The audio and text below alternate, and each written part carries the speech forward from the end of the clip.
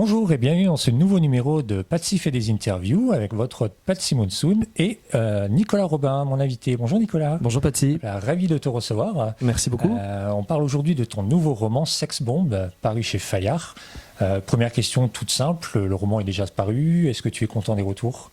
Oui, très content, il y a eu pas mal de retours tout l'été, des lecteurs, lectrices, des blogueurs, des retours aussi de journalistes, et je trouve que quand même c'était assez emballant, donc je suis plutôt content. Tant mieux. C'est ton 5e roman, si je ne dis pas de bêtises, exact. Qui est encore un peu différent des précédents. C'est ce que tu aimes dans l'écriture, justement, pouvoir changer de style comme ça ? Je dirais qu'il y a toujours une patte, il y a toujours un cocktail que j'injecte d'humour, de drame, peut-être de noirceur aussi, mais je pousse un peu le curseur d'un côté ou de l'autre. On va dire que là, il se voulait volontairement très satirique, en fait. Ouais. Le précédent était plus dramatique, mais c'est la couleur qui est différente, la tonalité, mais le style reste quand même plus ou moins le même. Je suppose qu'on me reconnaît quand même dans l'écriture. C'est un livre qui parle donc d'un personnage qui est escorte. Enfin, c'est pas son métier, donc je sais pas si on peut dire vraiment. Il est toiletteur canin. Il est toiletteur canin, c'est son métier. Il est pas vraiment escorte. Il est toiletteur, effectivement. Voilà. C'est un personnage un peu atypique, justement. C'est ce qui m'a plu dans ce livre. Est-ce que tu peux nous parler un petit peu de comment il est né dans ton esprit ? Alors, ce personnage est né dans mon esprit parce il existe vraiment. Enfin, il a existé. C'était un ami de la famille. Alors, faut se replacer. On est dans les années 80. Un ami de la famille qui était toiletteur canin et qui était toujours célibataire. Il avait une 40aine d'années. On est en province, dans les Landes. Et vous savez, là-bas, le candidaton, ça va vite. Donc, à 40 ans, quand vous n'êtes pas marié, on se demande un petit peu si vous n'êtes pas homosexuel par hasard. En fait, voilà.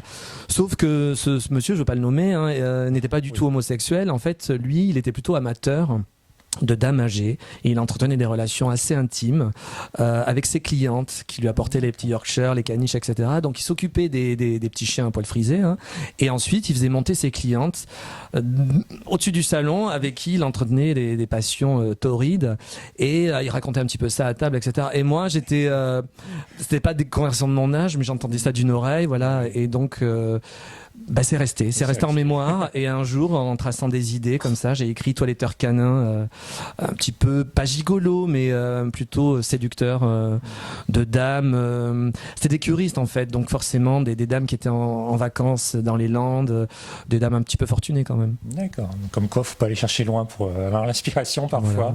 Il n'est pas tout seul dans cette histoire. Il y a un trio de personnages principaux, dont Maryse, une ancienne speakerine. Est-ce que tu t'es inspiré un petit peu de certaines personnes de la télé, par exemple, pour créer ce personnage ? Maryse, c'est une ancienne speakerine de la télé au narcissisme encombrant, on va dire. Elle est née, elle est née de mon imaginaire. Je cherchais une personne un peu publique, mais qui avait été un peu oubliée. Et la speakerine, c'est vraiment très noté, années 60, 70, 80. Donc, c'est comme si elle avait fait son temps, mais elle s'accroche toujours à la séduction et au narcissisme. Elle espère qu'on la reconnaisse toujours dans la rue, sauf que les gens la reconnaissent plus vraiment. Même s'ils la reconnaissent, ils lui foutent la paix, sauf qu'elle veut être constamment sollicitée, qu'on lui demande des autographes, et c'est un peu son oxygène à elle, et ça prend plus. Et c'est ce qui fait que Marie se heurte à une certaine réalité. Elle est attachante, elle est touchante finalement en plus. Elle est touchante. Elle est très touchante. Elle est touchante. Moi, je l'ai voulu volontairement encombrante, gênante et en même temps touchante parce qu'elle s'accroche au jeunisme, elle s'accroche tout simplement à l'amour. Elle veut qu'on l'aime, elle veut qu'on la regarde. Oui, ce qui n'est pas forcément le cas par sa fille, justement, donc elle cherche l'amour ailleurs. Chloé, oui, c'est le personnage qui la suit, elle est affublée de sa fille, et Chloé, elle cache une certaine rancune envers sa mère, elle marche derrière elle avec une canne, elle boite, et elle lui voue une certaine haine. Oui, c'est le mot. On en a parlé, c'est 3 personnages qui se croisent, il y a plusieurs histoires entremêlées. Comment pour les aspirants auteurs, par exemple, qui nous regardent, est-ce que tu as écrit le livre chronologiquement ? Est-ce que tu prépares tes personnages ? Comment s'est passé le travail d'écriture finalement ? Quand j'ai travaillé sur Sex Bomb, donc j'avais au départ cette situation, un toiletteur canin qui entretient des relations intimes avec ses clientes, qui sont des dames plus âgées. Je voulais vraiment qu'elles aient toutes 60 ans. Ça parlait vraiment de la sexualité de ces femmes.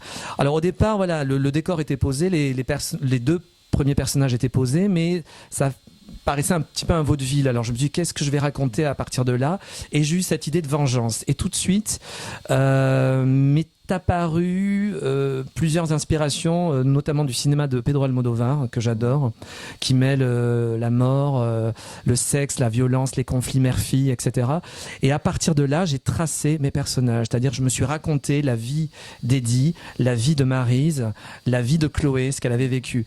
J'avais juste, on va dire, la présentation de ces personnages. Et ensuite, j'ai écrit le roman chronologiquement. J'ai pas travaillé sur un personnage, puis un autre, pour entremêler les chapitres. J'ai brassé, justement, d'ailleurs, les personnages sont ensemble dans chaque chapitre, se croisent, etc. Il y a des face-à-face qui sont voilà, un peu percutants entre eux. Voilà, je les ai vraiment écrits ensemble, j'ai pas écrit séparément. Mais tu parlais de vengeance, effectivement, on va pas trop en dire pour pas spoiler la fin du livre. Alors moi, c'est ce que j'ai adoré dans ce livre, c'est que je ne savais pas trop où tu voulais nous emmener au début. Voilà, je te le dis honnêtement. Les premières pages, je me suis dit oui, bon, bah, ça nous parle de ce fameux Eddie, de ce qu'il fait. Et en fait, après, tu m'as happé avec l'histoire et jusqu'à la fin où mais tant mieux. Je n'ai absolument pas vu venir la fin, quoi. Tant mieux. C'est un vrai travail d'écriture. C'est ça les retours en général que tu as. Oui, et moi je jubile quand on me dit au départ, je savais pas du tout où vous vouliez nous emmener, et c'est exactement ça. Moi, j'aime surprendre. Donc oui, c'est-à-dire qu'au départ, on a l'impression que c'est un vaudeville. Ciel, ma femme couche avec le toiletteur canin. Au départ, sur les 2-3 premiers chapitres, on voit ce type. Cette ancienne vedette de la télé qui jette son dévolu sur lui, mais quand même, les dés sont jetés, on sent qu'il y a derrière cette fille qui les regarde, qui les dévisage, qui les juge. Et on va dire que la vengeance, la rancune est quand même très vite amenée. Maintenant, on ne sait pas où on va, faut pas raconter la fin. Oui, voilà, mais j'en dis pas plus. Mais c'est une comédie noire. Sex Bomb, c'est une histoire de vengeance avant tout. C'est ce que j'ai vraiment voulu. Je voulais pas que ça soit un roman fleur bleue, ça surtout pas. Et le titre, voilà, le titre très très parlant. C'est toi qui as trouvé l'idée. Oui, Sex Bomb, évidemment, on me renvoie Tom Jones à la figure à chaque fois. Mais c'est vrai parce que quand j'ai tracé la liaison entre Eddie et Maryse, je voulais qu'elle en fasse sa chose. Voilà, je voulais qu'il soit son jouet sexuel, et tout de suite Sex Bomb de Tom Jones est arrivé dans ma tête, au point où j'ai appelé le projet Sex Bomb comme la chanson de Tom Jones. Et je ne voulais pas donner un titre anglo-saxon. La traduction c'est bombe sexuelle, ça collait pas, et je me suis dit mais ça se passe dans les Landes, finalement sex bomb avec l'accent en 2 mots ça pourrait être pas mal, et donc j'ai gardé les 2 mots, surtout que le sexe prend vraiment de la place dans le roman parce que je voulais que ce soit cru. Et d'ailleurs j'ai remercié mon éditrice aux éditions Fayard de pas m'avoir censuré du tout, parce que je lui ai déjà expliqué je lui ai dit d'entrée, on voit ces femmes qui viennent le chercher pour des choses très précises. Voilà, donc il y a la sexualité est abordée de front, et je voulais pas que ça soit juste on ferme la porte, on éteint la lumière, et puis voilà, je voulais vraiment que ça soit cru. Et bombe parce qu'on comprend dans le roman qu'il y a beaucoup d'explosions de sentiments, implosion des hormones, voilà, et les corps qui se frôlent, qui se percutent. Donc voilà, on n'en dit pas plus, mais beaucoup de collisions. Il y a beaucoup de collisions. Qui marche avec les 2 mots en plus, ça tombe bien. Ça tombe bien.